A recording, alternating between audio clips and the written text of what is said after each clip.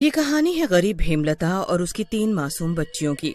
हेमलता अपने 3 बेटियों के साथ एक छोटे से गांव में रहती थी। कुछ दिनों पहले ही हेमलता के पति की नदी में डूबने की वजह से मौत हो गई थी, जिसकी वजह से हेमलता के सिर पर दुखों का पहाड़ टूट पड़ा था। एक रोज हेमलता की बड़ी बेटी पूर्वा अपनी माँ हेमलता से कहती है, माँ बहुत भूख लगी है, पिताजी के बाद से हमें पेट भर खाना तक नसीब नहीं हुआ। पूर्वा ऐसा बोल ही रही थी कि तभी दरवाजे पर खटखटाने की आवाज आती है। हेमलता दरवाजा खोलती है। लाला के हाथ में खाने पीने का काफी सामान होता है। वो पूर्वा को सामान पकड़ाता है और बोलता है, अरे मेरी प्यारी प्यारी बच्चियों, ये देखो मैं तुम सबके लिए खाना और फल लाया हूँ। तुम सब पेट भरकर खाना। अरे हेमलता, आखिर कब तक ऐसे अपनी बेटियों को भूखा रखोगी? अरे मैं तो कहता हूँ कि तुम मेरे साथ मेरे घर चलो, तो मैं रानी बनाकर रखूंगा और तुम्हारी तीनों बेटियों को पिता की कमी नहीं होने दूंगा। हेमलता गुस्से से बोलती है, लाला जरा अपनी उम्र का तो ख्याल क्या होता, और मेरे पति को मरे हुए कुछ दिन नहीं बीते कि तुम मुझ गरीब पर बुरी नजर डालने लगे। अरे अरे अरे अरे अरे मैं तो बस तीनों बच्चियों के लिए कह रहा था। अरे मेरे तो ना आगे कोई है ना पीछे कोई। तुम मेरे जीवन में आ जाओगी तो तुम्हें भी सहारा मिल जाएगा और मेरा भी भला हो जाएगा। लाला आप मेरे बच्चों के लिए इतना सब खाना लाए, उसके लिए आपका धन्यवाद। अब आप यहाँ से जा सकते हैं। हेमलता की बात सुनकर लाला वहाँ से चला जाता है कि तभी आसमान में काले बादल छाने लगते हैं। माँ लगता है बहुत जोर की बारिश होने वाली है, और जरा देखो तो हमारे छप्पड़ की छत भी टूटी हुई है। तुम चिंता न करो मेरी बच्चियों, सब ठीक हो जाएगा। मैं अभी जंगल जाकर लकड़ियों और बांस का इंतजाम करती हूँ, फिर हम मिलकर अपने छप्पड़ की छत ठीक करेंगे। तुम पीहू और छुटकी का ध्यान रखना। मैं जंगल से लकड़ियाँ लेकर जल्द ही घर आ जाऊंगी। ऐसा बोलकर हेमलता जंगल से लकड़ियाँ काटने चली जाती है कि तभी आसमान में जोर से बिजली कड़कने लगती है। हे भगवान, लगता है बारिश होने वाली है। तभी लाला भी हेमलता का पीछा करता हुआ जंगल में आ जाता है और हेमलता को अकेले पाकर उससे बोलता है, अरे अरे अरे मेरी हेमलता रानी, तुम काहे को इतने घने जंगल में लकड़ियां काटने आ गई? अरे मुझे कहा होता मैं तुम्हारे लिए अपने गोदाम से लकड़ियां भिजवा देता। लाला हंसते हुए हेमलता के करीब जाता है। अरे मेरी रानी, एक बार मेरे करीब तो आओ, तुम्हें अपने घर की पटरानी बना दूंगा और तेरी 3 बेटियों का अपनी बेटियों की तरह ही ख्याल रखूंगा। अरे इतना भी क्या शर्माना, जरा मेरे करीब तो आओ मेरी रानी। शर्म करो लाला, ये सब कहते हुए तुम्हारे मुंह में छाले क्यों नहीं पड़ गए? अरे एक तो मैं पहले से ही बहुत दुखी हूँ, ऊपर से तुम हाथ धोकर मेरे पीछे पड़ गए हो। दूर हटो मुझसे, और अच्छा होगा तुम यहाँ से चले जाओ। लाला हेमलता के करीब जाता है और बोलता है। लाला को अपने करीब आते देख हेमलता बहुत डर जाती है, और जैसे ही वो भागने लगती है कि हेमलता का पैर फिसल जाता है और वो जमीन पर पड़ी कुल्हाड़ी पर गिर जाती है, जिसकी वजह से हेमलता का काफी खून बह जाता है और वो तुरंत ही अपना दम तोड़ देती है। तभी जोर से बारिश होने लगती है। लाला हेमलता के पास जाता है और उसे उठाने की कोशिश करता है। हे भगवान, ये क्या हो गया? अरे अरे अरे अरे ये बेचारी हेमलता तो परलोक से धार गई रे। इससे पहले कि कोई मुझे देख ले और ये समझे कि इसे मैंने मारा है, मुझे यहाँ से भाग लेना चाहिए। ऐसा बोलकर लाला वहाँ से चला जाता है। मरने के बाद हेमलता एक डरावनी चुड़ैल बन जाती है। हे भगवान, ये मेरे साथ क्या अनर्थ हो गया?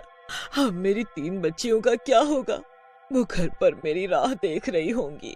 एक तो ये तेज बारिश, हे भगवान मेरे छप्पड़ में तो पानी भर गया होगा। मुझे जल्द से जल्द अपनी बच्चियों के पास जाना होगा। हेमलता चुड़ैल के रूप में अपने घर अपनी बच्चियों के पास पहुँचती है। तभी उसकी तीनों बच्चियाँ अपने सामने चुड़ैल को देखकर काफी डर जाती हैं। चुड़ैल चुड़ैल, कोई हमें बचाओ। पूर्वा रोते हुए जोर जोर से चिल्लाने लगती है, माँ माँ हमें बचाओ, माँ हमें इस चुड़ैल से बचाओ, माँ माँ। छुटकी और पीहू भी चुड़ैल को देखकर जोर जोर से रोने लगती हैं।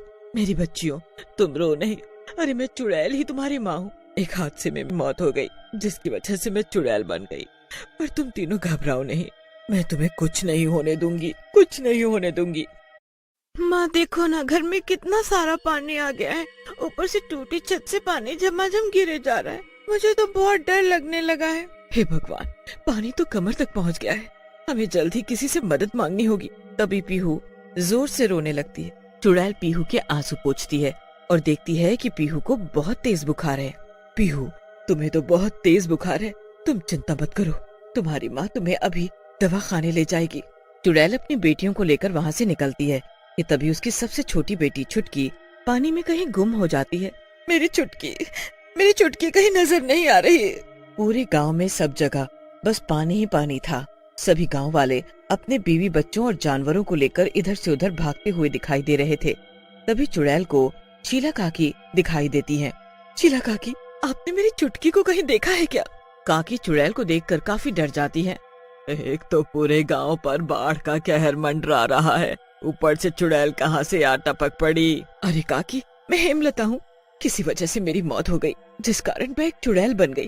काकी, आप मुझे पहले बताओ कि आपने मेरी चुटकी को कहीं देखा है? चुड़ैल को देखकर सभी गांव वाले डरने लगते हैं। अरे आप सब लोगन का इससे डरने की जरूरत नहीं है, ये तो बेचारी हेमलता है।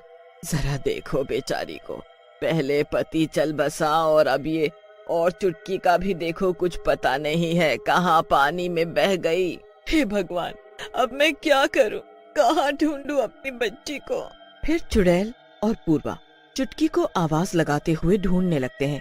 कुछ ही देर में बारिश भी बंद हो जाती है, पर पूरे गांव में पानी ही पानी भरा होता है कि तभी चुड़ैल और पूर्वा की आवाज सुनकर लाला वहां जाता है और चुड़ैल से बोलता है, हेमलता, तुम्हारी ये हालत मेरी वजह से हुई है, हो सके तो मुझे माफ कर देना और तुम चिंता ना करो, मैं चुटकी को ढूंढने में तुम्हारी मदद करूंगा। मुझ बदनसीब चुड़ैल माँ पर तो बाढ़ का कहर ऐसा आया कि मैं क्या बताऊं।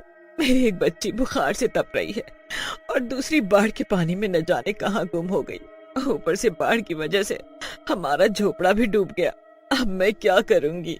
ऐसा बोलकर चुड़ैल रोने लगती है।